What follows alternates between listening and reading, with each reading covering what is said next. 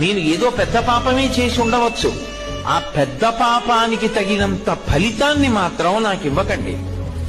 అంత పెద్ద అశుభవార్త నేను వినేటట్టుగా చేయకండి.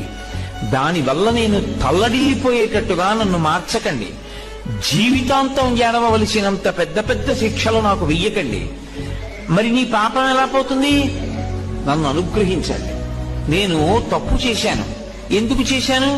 మీరున్నారని తెలియక చేశాను ఒకప్పుడు ఆ పాపం. ఇప్పుడు తెలుసుకున్నాను మీరున్నారని, కాబట్టి నేను చెయ్యను. ఇప్పుడు నేను ప్రయత్నపూర్వకంగా ఏ తప్పు చెయ్యట్లేదు, కానీ అప్పుడు చేశాను.